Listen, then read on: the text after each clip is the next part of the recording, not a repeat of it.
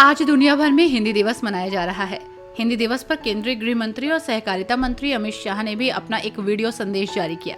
उन्होंने कहा कि हिंदी और किसी स्थानीय भाषा के बीच कोई प्रतिस्पर्धा नहीं, बल्कि हिंदी मित्र है।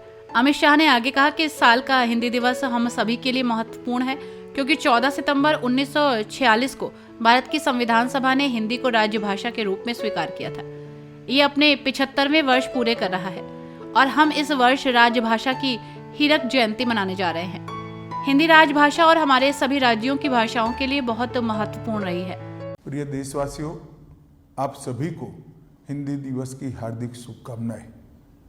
इस वर्ष का हिंदी दिन हम सब के लिए बहुत महत्वपूर्ण है, क्योंकि 14 सितंबर 1949 को भारत की संविधान सभा ने हिंदी को संघ की राजभाषा के रूप में स्वीकार किया था। इसका 75वां साल पूरा हो रहा है और एक प्रकार से हम इस वर्ष राजभाषा हीरक जयंती मनाने जा रहे हैं। ये 75 साल की यात्रा हिंदी के लिए, राजभाषा के लिए और हमारी सभी राज्यों की अपनी अपनी भाषाओं के लिए बहुत महत्वपूर्ण रहे हैं।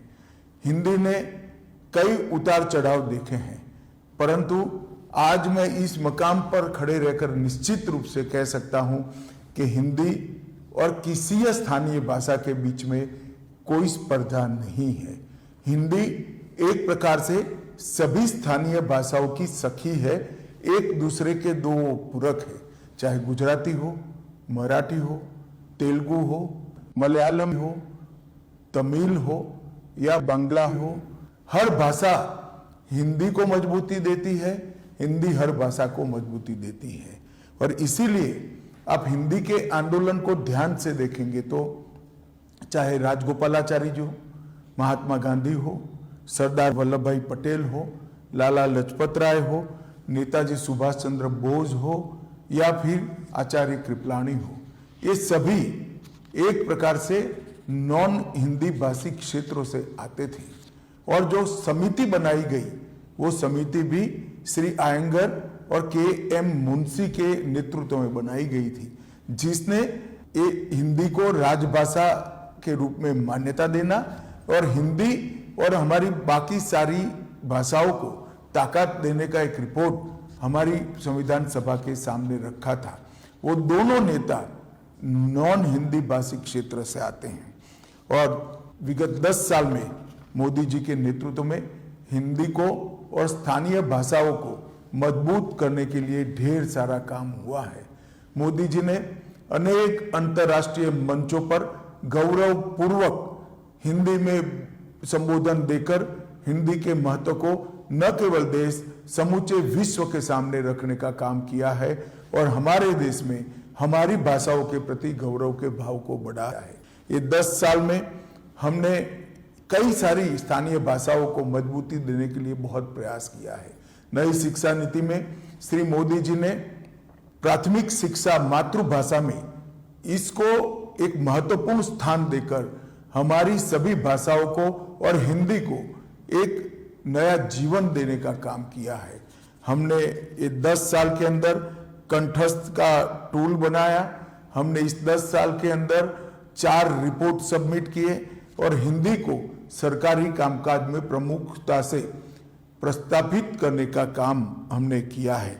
आने वाले दिनों में राजभाषा विभाग हिंदी से 8वीं अनुसूची की सभी भाषाओं में अनुवाद का भी एक पोर्टल लेकर आ रहा है, जिससे पत्र हो या भाषण, जिसका अनुवाद बहुत कम समय में आर्टिफिशियल इंटेलिजेंस का उपयोग करते हुए हम सभी भाषाओं में कर पाएंगे।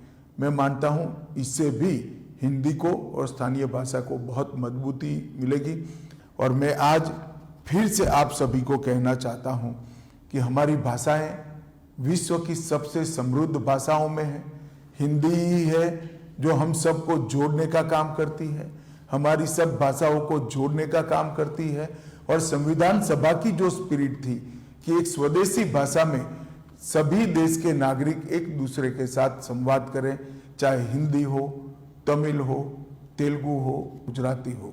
हिंदी को मजबूत करने से इस सभी भाषाओं में एक प्रकार का लचीलापन भी आएगा, समृद्धि भी आएगी और एक समाहितता के संस्कार के साथ सभी भाषाएं हमारे संस्कृति, इतिहास, साहित्य, व्याकरण और हमारे बच्चों के संस्कार को भी आगे बढ़ाएगी।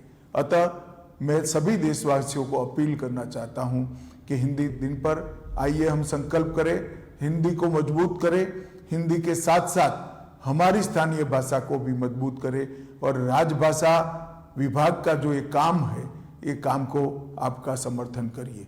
फिर से एक बार आप सभी को हिंदी दिन की बहुत बहुत शुभकामनाएं। आइए हम राजभाषा को मजबूत करें। वंदे मातरम।